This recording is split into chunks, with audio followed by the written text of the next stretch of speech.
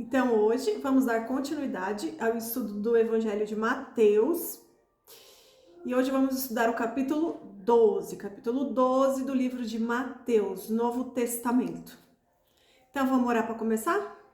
Obrigada, Senhor. Obrigada, Papai, por este momento, Senhor. Estamos aqui reunidos, Senhor, para ouvir a sua palavra, Papai. Nos revela os mistérios, Papai. Nos revela, Senhor. Queremos muito, Senhor, te conhecer através da sua palavra, Senhor. Trata no individual, Papai, que a sua palavra fique gravada na nossa mente, no nosso coração, Papai, para que a gente possa praticar e usá-la no dia a dia, em nome de Jesus, Papai. Me usa como instrumentos em suas mãos, Papai. Usa minha boca, Papai. Traga a nossa memória, Papai, tudo que precisa ser dito. Nos revela, Papai, os seus segredos, Papai. Me usa, Papai. Usa também todas que estão aqui reunidas, Papai. Usa, Papai, cada uma, Papai. Em nome de Jesus. Amém. Então, vamos lá. Capítulo 12. Dividi em 8 partes, para ficar mais fácil de entender. E agora a gente vai, primeira parte. Primeira parte, então, lá no versículo 1. Por aquele tempo, Jesus estava caminhando pelos campos de cereal, num sábado. Seus discípulos, sentindo fome, começaram a colher espigas e comê-las. Alguns fariseus os viram e protestaram. Veja, seus discípulos desobedecem à lei colhendo cereal no sábado.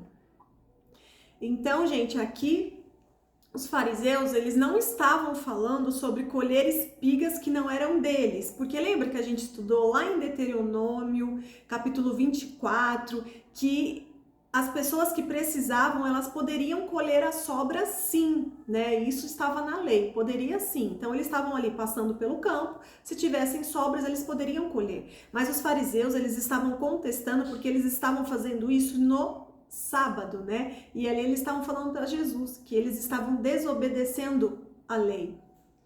E Jesus, no versículo 3, respondeu: vocês não leram as escrituras, o que fez Davi quando ele e seus companheiros tiveram fome? Ele entrou na casa de Deus e com seus companheiros comeram os pães sagrados que só os sacerdotes tinham permissão de comer. E vocês não leram na lei de Moisés que os sacerdotes de serviço no templo podem trabalhar no sábado? Aí Jesus, né, eles contestaram e Jesus foi e fez essas perguntas para eles. E eu lhes digo, há alguém aqui maior que o templo, ainda é Jesus falando. Vocês não teriam condenado meus discípulos inocentes se soubessem o significado das escrituras. Quero que demonstrem misericórdia e não que ofereçam sacrifícios, pois o Filho do Homem é Senhor até mesmo do sábado. Então, gente, vamos entender aqui uma situação. Deus, ele fez o descanso como algo benéfico, como algo bom, para que a gente pudesse entender que depois de trabalhar, merecemos descansar, né? Mas os mestres da lei transformaram isso em peso, em algo ruim.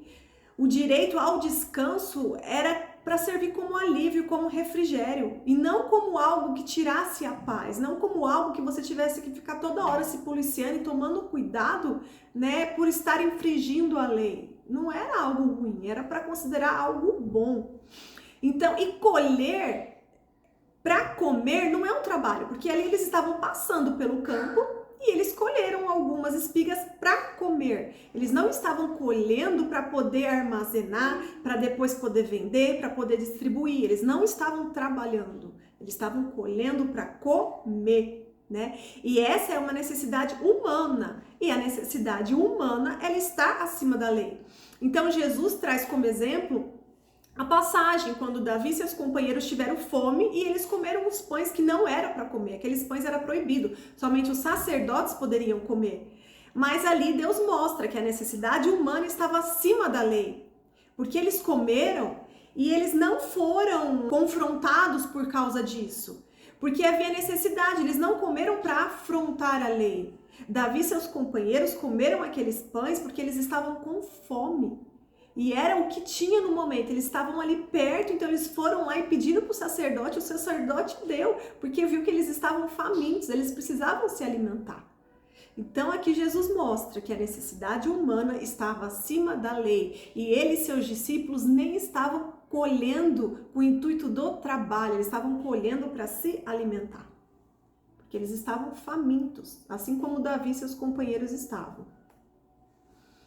Aí no versículo 9, aqui já vai para a segunda parte, que é a cura no sábado. Versículo 9. Então Jesus foi à sinagoga local, onde viu um homem que tinha uma das mãos deformada. Os fariseus perguntaram a Jesus: a lei permite curar no sábado? Esperavam que ele dissesse sim, para que pudessem acusá-lo. Mas Jesus respondeu: se um de vocês tivesse uma ovelha e ela caísse num poço no sábado, não trabalharia para tirá-la de lá? Quanto mais vale uma pessoa que uma ovelha? Sim, a lei permite que se faça o bem no sábado. Em seguida disse ao homem: estenda a mão. E ele a estendeu, e ela foi restaurada e ficou igual a outra. Então os fariseus convocaram uma reunião para tramar um modo de matá-lo. Então aqui Jesus, ele curava no sábado. E Jesus nos ensina que a vida das pessoas é mais importante que as regras. Jesus estava curando, e curar, ajudar as pessoas não é um trabalho. E no versículo 12 fica bem claro, né? Quando lá está descrito: sim, a lei permite que se faça o bem de sábado. Então é permitido fazer o bem de sábado. E na verdade, os mestres da lei, eles ficavam atrás de Jesus para tentar encontrar algo que pudesse acusá-lo para que ele fosse morto, condenado. É isso que eles queriam, né? Como a gente já estudou isso nos versículos anteriores. Então eles vão ficar atrás mesmo, tentando lá encontrar alguma brecha na lei para poder condenar Jesus. Mas Jesus é o Filho de Deus, né? É o Verbo encarnado. É o Deus que se fez homem, né? Para vir aqui nessa terra para poder nos salvar. E ele sabia, ele conhecia as pessoas, aqueles corações, eles sabiam com que ele estava lidando e ele tinha as respostas certas, nas horas certas. Agora a gente já vai para a terceira parte. Jesus, o servo escolhido de Deus. Versículo 15. Jesus, sabendo o que planejavam, retirou-se daquela região. Muitos o seguiram e ele curou todos os enfermos que havia entre eles. Contudo, advertiu-lhes que não revelasse quem ele era. Cumpriu-se assim a profecia de Isaías a seu respeito. Vejam meu servo, aquele que escolhi. Ele é meu amado, nele tenho grande alegria. Porém sobre ele meu espírito, e ele proclamará justiça às nações. Aqui está falando da primeira vinda de Jesus. Versículo 19, não lutará, nem gritará, nem levantará a voz em público. Aqui está falando que o Messias não é um Messias militar, mas é um Messias humilde, manso. Não esmagará a cana quebrada, nem apagará a chama que já está fraca. Ou seja, Jesus não veio para pisar em ninguém que já está quebrado, não veio para apagar a vela que já está quase apagada. Não foi para isso que ele veio. Por fim, ele fará que a justiça seja vitoriosa, e seu nome será a esperança de todo mundo. Aqui está falando da segunda vinda de Jesus. Ainda na terceira parte, então aqui mostra mais uma profecia cumprida, que está lá no livro de Isaías, no capítulo 42, os versículos 1 ao 4. Então Jesus, ele é o Messias, mas ele não é o Messias militar. E isso frustrou as pessoas, frustrou os mestres da lei, porque esse Jesus, esse Messias não atendeu às expectativas deles, né? Então eles ficaram frustrados, né? E não queriam reconhecer que Jesus era o Messias, né? Mas aquele era o Messias manso e humilde. Agora já vai para a quarta parte. Jesus é acusado. Versículo 22. Então levaram até Jesus um homem cego e mudo que estava possuído por um demônio. Jesus o curou e ele passou a falar e ver. Admirada, a multidão perguntou: será que este homem é o filho de Davi? No entanto, quando os fariseus souberam do milagre, disseram: ele só expulsa demônios porque seu poder vem de Beelzebul, o príncipe dos demônios. Então, nesses versículos, começou a falar sobre a blasfêmia contra o Espírito Santo, né? Que é atribuir as obras de Deus para Satanás. Então, a blasfêmia é quando ocorre a rejeição persistente do trabalho do Espírito Santo. E aí você atribui as obras de Deus a Satanás. Então, isso que é blasfêmia. É quando você não reconhece que as obras é do Espírito Santo e, além disso, você ainda atribui. Você viu aqui que eles falaram de Beelzebul? É como se fosse Satanás. Então, eles falaram, não, ele não expulsa por Deus, ele não é o filho de Davi, o Messias. Ele, na verdade, é o príncipe dos demônios e tudo que ele está fazendo é porque ele tem poder demoníaco. Ou seja, eles estão blasfemando quanto ao Espírito Santo. Isso que é blasfêmia. Aí no versículo 25, Jesus conhecia os pensamentos deles e respondeu: todo reino dividido internamente está condenado à ruína. Uma cidade ou família dividida contra si mesmo se desintegrará. Se Satanás expulsa Satanás, está dividido e luta contra si mesmo. Seu reino não sobreviverá, né? Ou seja, seria ridículo Satanás destruir seu próprio trabalho. Então Jesus ali não estava curando, expulsando demônios em nome de Satanás. Não, ele era o próprio Deus. Era ali o poder do Espírito Santo de Deus que estava sobre ele. Versículo 27. Se eu expulso demônios pelo poder de Beelzebul, o que dizer de seus discípulos? Eles também expulsam demônios, de modo que condenarão vocês pelo que acabaram de dizer.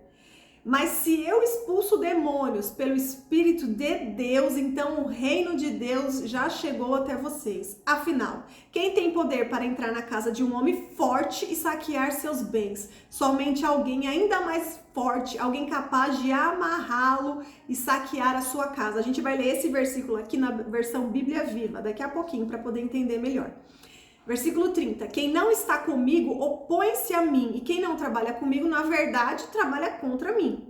Pois eu lhes digo, todo pecado e toda blasfêmia serão perdoados, mas a blasfêmia contra o Espírito não será perdoada. Quem falar contra o Filho do Homem será perdoado, mas quem falar contra o Espírito Santo não será perdoado, nem neste mundo, nem no mundo por vir.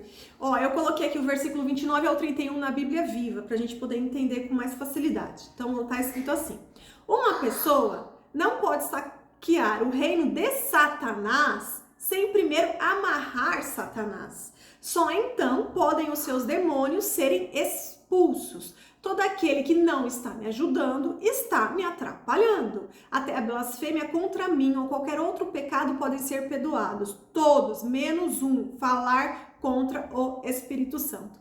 Então aqui fica bem claro o seguinte: só existem dois lados. O da luz, que é o lado de Deus, ou o das trevas, que é o lado de Satanás. E a gente precisa se posicionar. A gente precisa estar do lado de Deus. Se fomos adotados como filhos, somos filhos de Deus, estamos do lado da luz, do lado de Deus, de Jesus, do Espírito Santo. Porque quem está com Deus tem o poder em nome de Jesus para expulsar demônios. E quem não está com Deus? Como que faz? Né? Se você não está com Deus, se você está com os demônios, aí sim você precisa se preocupar. Porque uma coisa é fato: Satanás existe, o maligno existe, principados e potestades existem. Muita gente não gosta de falar sobre isso, mas isso é um fato. Existe e a gente precisa conhecê-los, precisa estar com Deus para estarmos fortes e protegidos, e precisamos entender que existe o mal sim nessa terra. E que ele está odiado, está aqui entre a gente ouvindo tudo. Lembra? As paredes têm ouvido, ouvem tudo. E depois ainda se entram nas pessoas para contar coisas de pessoas que já morreram, e as pessoas acham que as pessoas que voltaram ali, né, da morte para poder contar. Não, isso daí são principados e potestades. Isso a gente já falou anteriormente. Então a gente precisa entender que eles existem, mas a gente precisa entender que o Todo-Poderoso é Deus. Gente, lembra? Lá do começo que a gente estudou em Gênesis, foi Lúcifer que foi expulso expulso do reino dos céus. Deus expulsou Lúcifer e junto com ele foi 1/3 dos anjos. Esses anjos, eles eram ungidos por Deus. Lúcifer era um anjo de adoração, mas ele quis ser melhor do que Deus. Ele não respeitou a autoridade de Deus. Chegou uma hora que ele se achou.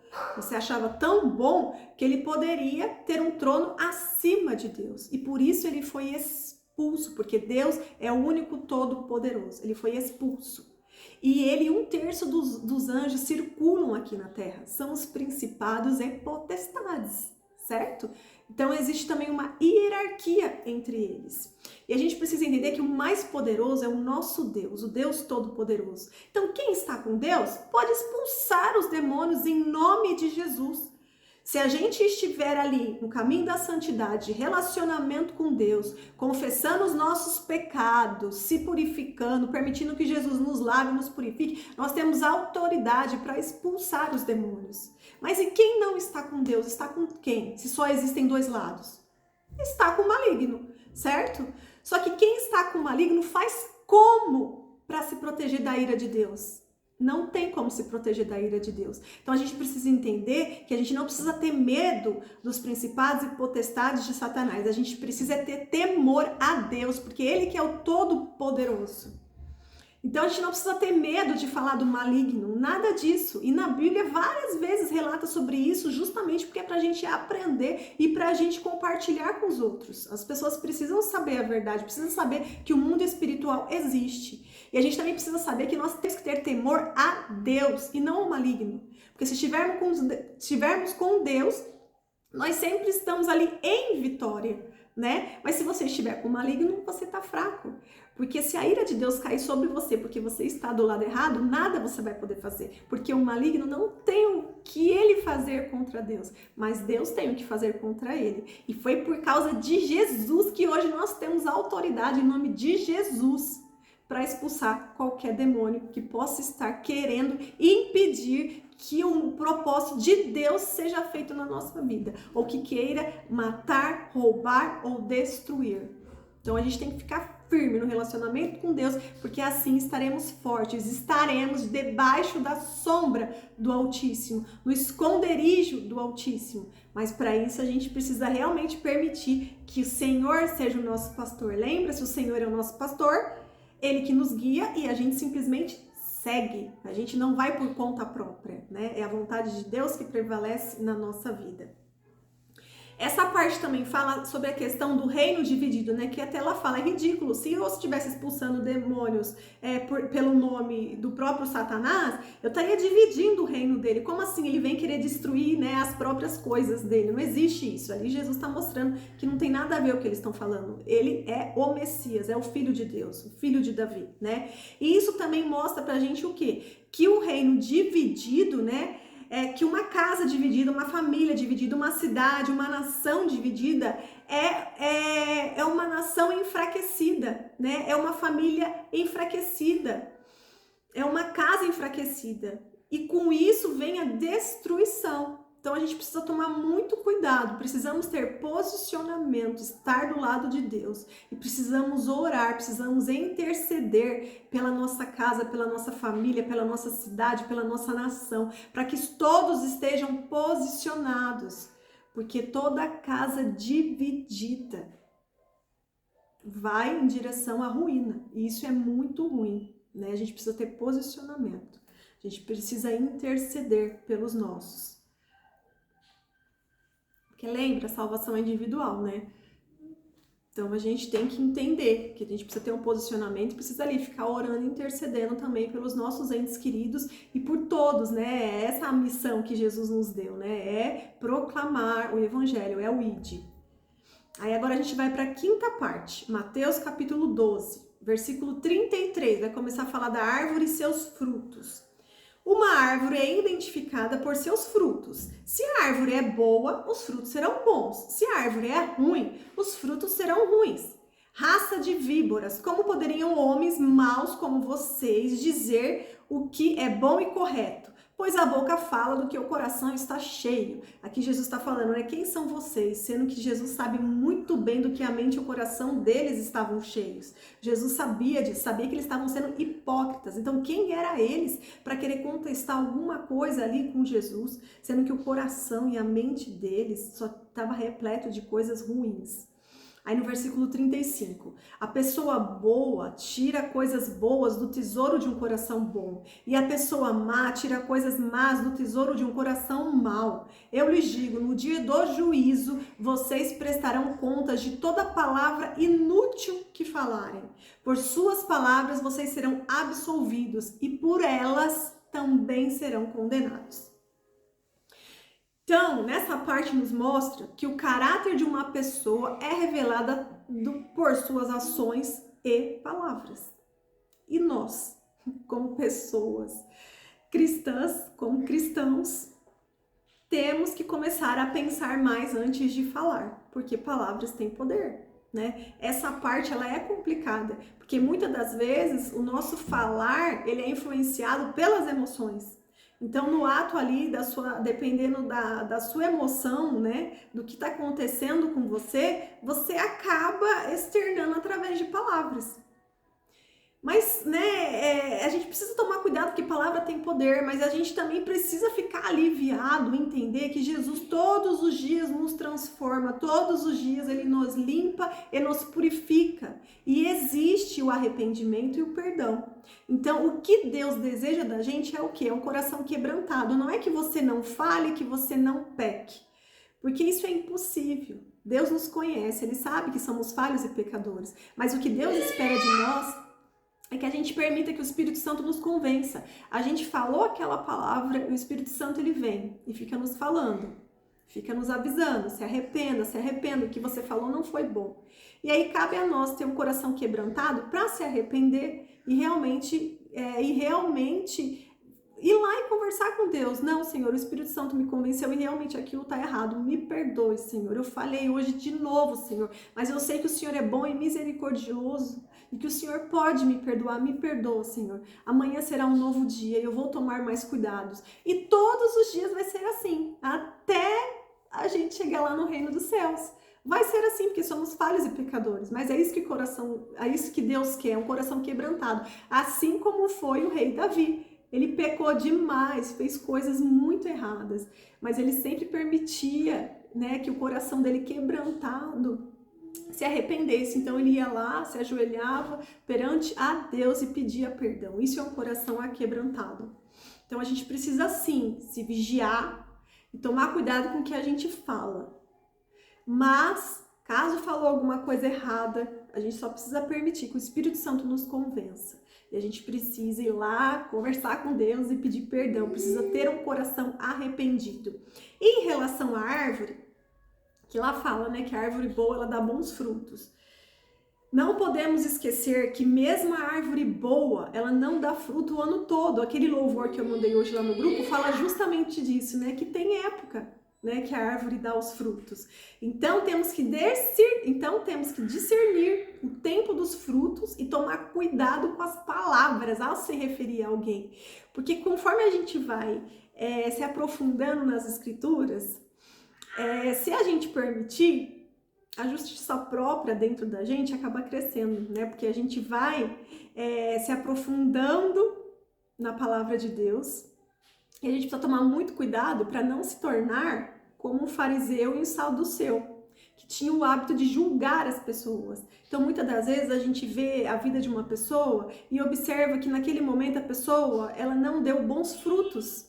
E aí a gente começa a fazer o quê? Às vezes começa a julgar e dizer aquela árvore não deu bom fruto porque é uma árvore ruim. Mas a gente não pode esquecer que tem o tempo certo para dar os frutos, né? Não é o ano todo, o tempo todo que se dá bons frutos. E a gente precisa tomar cuidado com o nosso coração. Não é porque a gente está se aprofundando, está lendo, estudando, entendendo a palavra, que a gente pode julgar ou determinar quem é uma árvore boa ou quem é uma árvore ruim.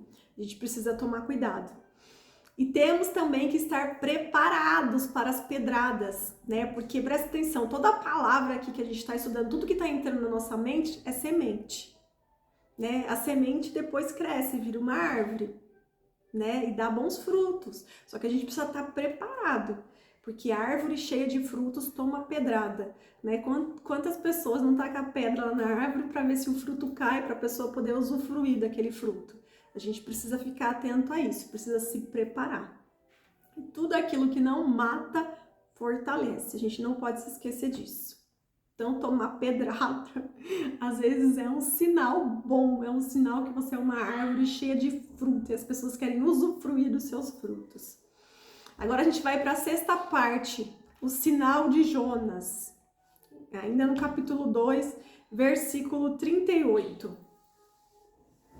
Alguns dos mestres da lei e fariseus vieram a Jesus e disseram: Mestre, queremos que nos mostre um sinal de sua autoridade. Jesus, porém, respondeu: Vocês pedem um sinal porque são uma geração perversa e adúltera, mas o único sinal que lhes darei será o do profeta Jonas.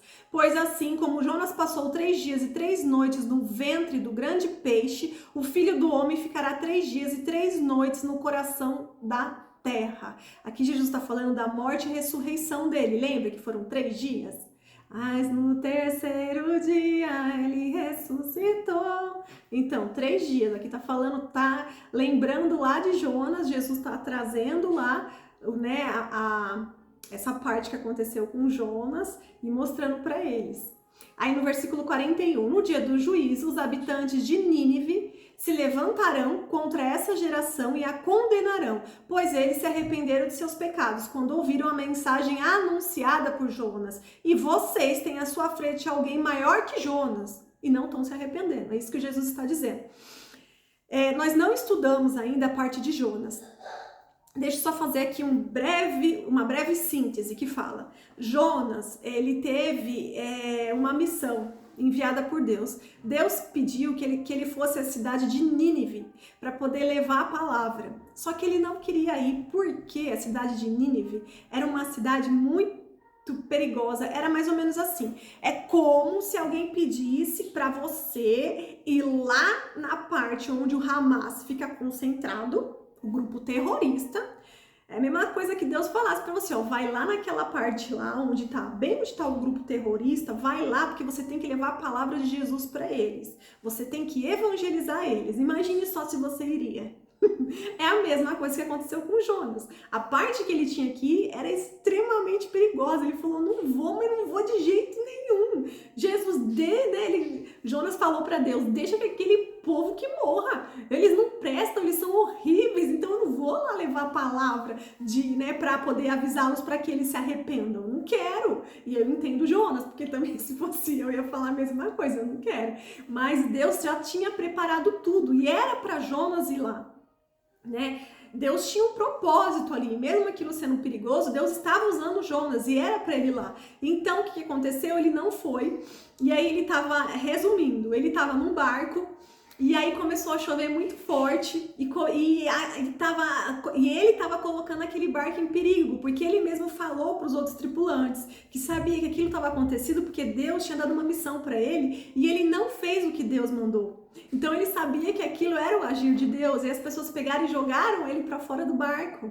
E aí quando ele foi jogado para fora do barco, ele foi parar na barriga de um peixe grande. Ele ficou 3 dias ali na barriga do peixe grande. E ali ele pôde refletir e entender que não tinha como ele fugir do propósito de Deus, que ele foi enviado para essa missão e que ele tinha que cumprir, né? E aí então ele foi até lá. E quando chegou lá, ele proclamou o evangelho e aquelas pessoas se converteram. E é isso que está falando, que até os habitantes de Nínive se levantarão contra esta geração e a condenarão, pois eles se arrependeram dos pecados, quando ouviram a mensagem anunciada por Jonas. E essas pessoas aqui, esses mestres da lei, têm à frente deles o Jesus, o próprio Messias, e mesmo assim eles não se arrependem. E depois do versículo 42, a rainha de Sabá também se levantará contra essa geração no dia do juízo e a condenará, pois veio de uma terra distante para ouvir a sabedoria de Salomão. Então até a rainha de Sabá foi lá de uma terra distante para poder ouvir as palavras de Salomão. E aquele povo tem o próprio Messias na frente deles proclamando o evangelho. E eles se negam a ouvir a palavra de Jesus, né? Então aqui mostra a incredulidade dos líderes religiosos.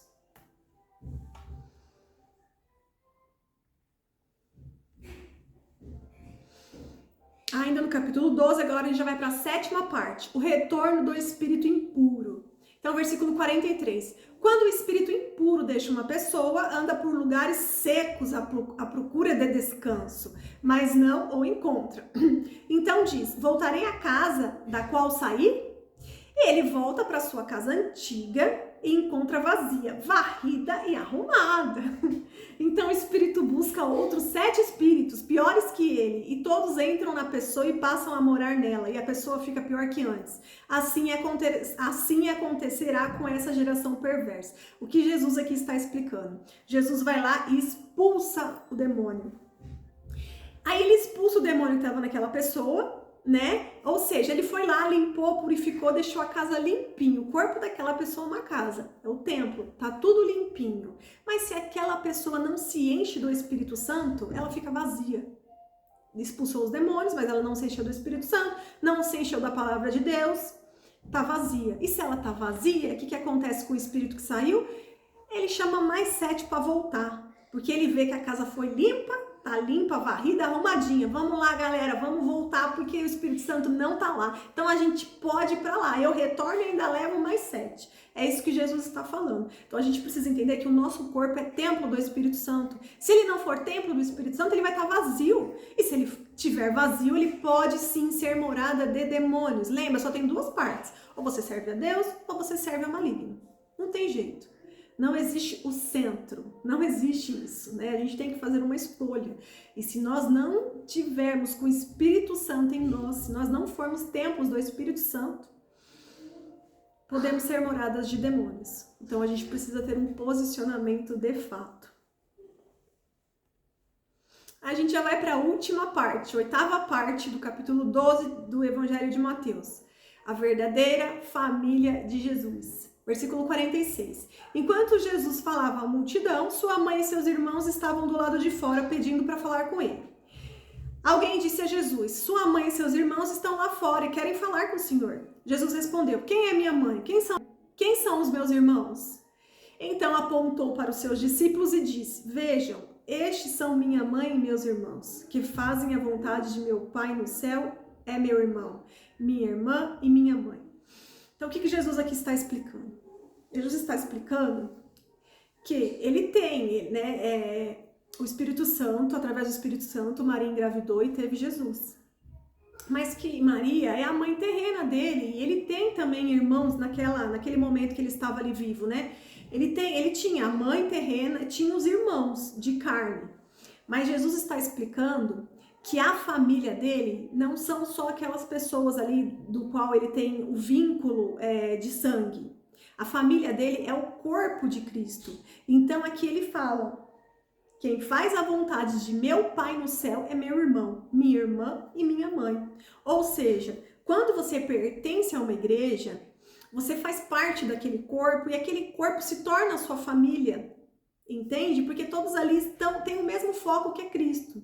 Todos ali têm o mesmo foco que é Cristo. Todos ali estão dispostos a fazer a vontade do Pai. Então, por isso que falam que os crentes são irmãos. Ah lá o irmão, ó o irmão. Por que é tudo irmão? Porque tudo ali virou parte de uma família. E Jesus é o nosso irmão mais velho. Né? Ele deixou de ser unigênito e passou a ser primogênito para poder nos salvar. Ele é o nosso irmão mais velho. Então, somos todos uma família em Cristo. É isso que Jesus está explicando.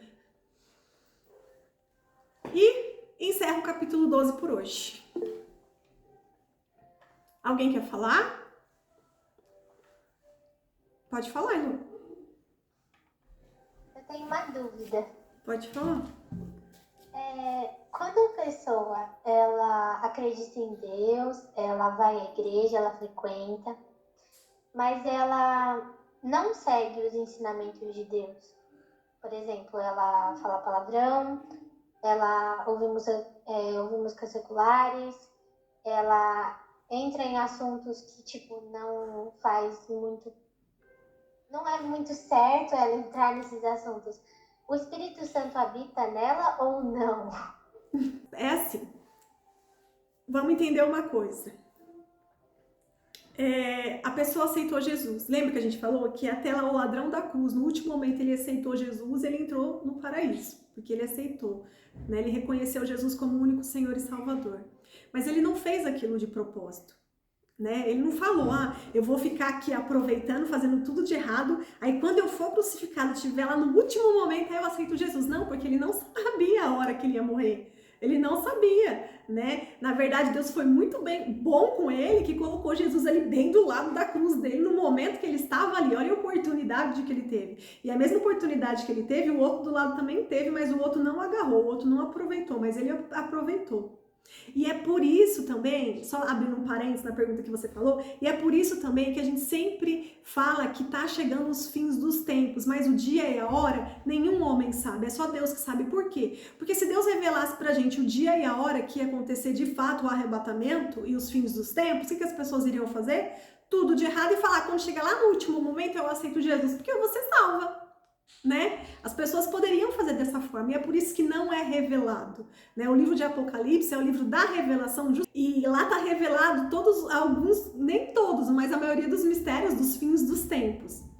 E por isso que não nos é revelado, e por isso que a gente sempre crê que nós somos a geração do arrebatamento, nós somos a última geração antes do arrebatamento, porque sempre temos que estar preparados, porque ninguém sabe o dia e a hora da vinda de Jesus, e a gente precisa entender que nem todos serão arrebatados, mesmo aqueles que foram batizados, mesmo aqueles que foram na igreja, mesmo aqueles que dizem Deus abençoe, não são todos que vão ser arrebatados, porque é Deus que conhece o nosso coração. É Deus que sabe dos nossos passos, das nossas decisões, das nossas prioridades. É Deus que conhece o nosso coração, é quebrantado ou não. Deus que sabe se existe em você a vontade de fazer as boas ações ou não. É Deus que sabe. Entende? O arrebatamento vai ser justamente esse divisor de águas. Porque só será arrebatado aqueles que verdadeiramente estão no caminho da santificação. E aí entra essa sua pergunta. Presta atenção, Sansão, a gente também pulou essa parte de Sansão, mas depois de Apocalipse a gente vai voltar. Sansão, ele tinha o Espírito Santo com ele, por isso que ele era forte, né? Então os filisteus ali queriam bolar algum plano, alguma coisa para poder derrubar Sansão. E ele tinha o Espírito Santo com ele, então a força não era exatamente no cabelo dele, era a força do Espírito Santo, Deus tinha separado ele tinha uma missão, mas ele se perdeu na promiscuidade. Ele se deixou seduzir por Dalila e por outras mulheres, né? Mas Dalila ali foi o ponto-chave, né? Da parte que fala de Sansão. E ele se deixou levar por um pecado. E o Espírito Santo, ele resistiu até um certo ponto. Aí chegou uma parte que o Espírito Santo saiu dele. E foi dali que ele se enfraqueceu, né? E ali ele foi capturado, o cabelo dele foi cortado e ele foi morto. Né? Mas na reta final ali, Deus ainda teve misericórdia e usou ele, deu ainda força para ele no finalzinho da vida dele, para que ele pudesse derrubar as pilastras e junto com ele morreu um monte de inimigo.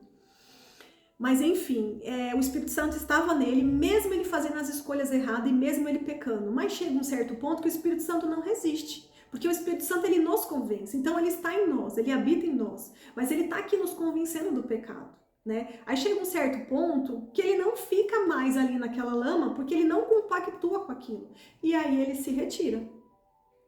Entende? Mas isso faz parte dos mistérios de Deus. E através da Bíblia a gente consegue entender algumas coisas. E essa parte eu consigo entender um pouco melhor nessa parte de Sansão. O Espírito Santo estava nele, ele pecava, saía com prostitutas, pecava feio. Ele era muito nessa parte de promiscuidade, né? E o Espírito Santo resistia porque Deus tinha uma missão com ele, né? Sabia do coração dele, sabia ali do que realmente, que o coração dele era um coração bom, que ele era um homem separado para cumprir o propósito de Deus. Mas o Espírito Santo estava ali convencendo, ele sabia que ele estava fazendo era errado. E mesmo assim ele continuava. Não chegou uma hora que o Espírito Santo falou, opa, agora chega, eu me retiro. O Espírito Santo se retirou, cortaram o cabelo dele, ele perdeu a proteção de Deus. Perdeu a proteção de Deus, já era. Ele foi vencido, né? E as pessoas ali que conseguiram derrubar ele, depois comemoraram e idolatraram Dagon, né? Que era um dos demônios, que é um dos demônios da promiscuidade. né? Aquelas pessoas ali, elas idolatravam um demônio da promiscuidade. Entende? Então não foi Dalila, né, que descobriu o segredo, foi e contou. Dalila, ela estava servindo a um demônio. E depois eles não idolatraram Dalila, eles idolatraram justamente esse demônio. Entendeu? Então a luta existe, a luta é espiritual. E a gente precisa discernir. E nesse caso, Elô, o que a gente pode fazer? É só orar, né? Porque o Espírito Santo convence, a gente não pode julgar, mas a gente sabe que a gente será cobrado também se a gente não alertar. A gente já estudou isso, né? Que a gente será cobrado se a gente souber que aquela pessoa tá no caminho errado e a gente não alertar. Então, o que a gente faz? Pede discernimento para Deus, pede para que Deus use a nossa boca, que Ele coloque palavras em nossa boca, para que a gente consiga mostrar para aquela pessoa que ela está sendo confrontada através da palavra. A gente não está afrontando, a gente está mostrando a palavra, e a palavra que está confrontando ela, a gente tem que alertar. Agora, se a pessoa não quiser, entende? A gente não sabe ao certo até quando que o Espírito Santo resiste na pessoa, se ela continuar em pecado, né? Porque vem aquela história da cruz que a gente aprendeu, lembra?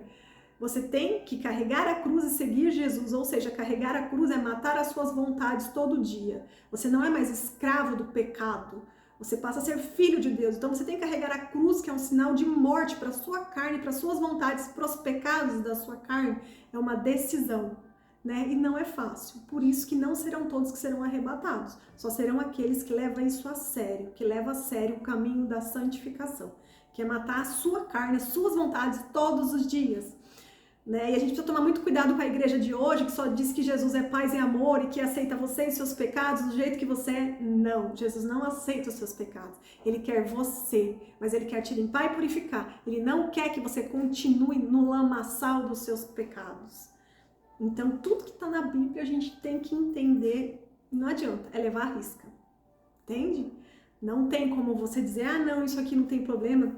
Aqui entra, por exemplo, na questão da homossexualidade, né? Tem muita gente que fala, ah, eu amo Jesus, aceitei Jesus, mas ele me ama desse jeito. Não, homossexualidade é pecado, isso é bíblico, tá claro lá, a palavra é para nos confrontar. E é isso que a cruz de Jesus fala, larga os seus pecados, carrega a sua cruz, que é você matar a vontade da homossexualidade todos os dias na sua vida, pedir para Deus te transformar, te limpar e te purificar e tirar essa vontade da promiscuidade de dentro de você, né? Tudo Jesus transforma e faz. É difícil, mas você tem que persistir, porque se você crê, se você tem certeza, se você tem fé que existe o reino dos céus, você vai persistir, né? Com foco em Cristo e na eternidade. É que muita gente leva na brincadeira, né? Acha que tá longe, acha que você vai viver muito tempo, fica nessa incerteza que não sabe se é verdade ou não é, mas não tem nada mais certo do que a eternidade. Ou nos céus, ou no inferno. Vamos orar então para terminar. Obrigada, Senhor, muito obrigada por este momento, papai, muito obrigada, papai. Continue nos limpando, nos purificando, Senhor, que a sua palavra nos confronte, Senhor. Transforma a nossa mente, Senhor, o nosso coração. Que em nós haja, Senhor, esse processo de metanoia, Senhor, esse processo de transformação de mente, Senhor. Sabemos que a sua palavra é viva e eficaz e sabemos que a sua sabedoria é a melhor, papai. Queremos a sua sabedoria, a sabedoria de Deus e não a sabedoria dos homens, papai. Muito obrigada, Senhor. Usa a nossa boca, os nossos olhos, os nossos ouvidos, o nosso agir, Senhor. Fala conosco. Que o seu Espírito Santo habite em nós, que ele nos convença do pecado, papai. Nos usa como instrumentos, papai. Nos capacita, Senhor, porque se o Senhor nos deu um propósito, sabemos que o Senhor vai nos capacitar, Senhor, a cada uma que está aqui, papai. Que todas sejam usadas, Senhor, nos ambientes onde elas estão, papai, onde elas frequentam, papai. Nos fortaleça, Senhor. Estamos aqui reunidos, papai, estudando a sua palavra, porque sabemos que a fé vem a ouvir a sua palavra, Senhor. Mas sabemos que somos falhos e pecadores, papai. Tenha misericórdia, papai, que o nosso coração seja quebrantado, que a gente possa se arrepender todos os dias e que todos os dias a gente possa se esforçar, papai, para sermos obedientes, para seguirmos a sua palavra, papai, para ficarmos firmes e fortes no seu caminho reto, no caminho reto do Senhor. O Senhor é o nosso pastor e nada nos faltará. Muito obrigada, Senhor. Vem com a sua cura, Senhor. Liberte, Senhor. Não somos mais escravos do medo de nenhum pecado, papai. Em nome de Jesus. Nossas mentes estão libertas de todos os sofismas e altivez, papai. Constrói, Senhor, a sua palavra em nossa mente. Em nome de Jesus. Amém. Amém, gente. Amém. Deus abençoe. Bom descanso. E até a próxima quarta. A próxima quarta a gente vai falar do capítulo 13, que são as parábolas. É muito interessante. Vamos desvendar os mistérios das parábolas. Tá bom? Beijos. Deus abençoe. Até quarta que vem.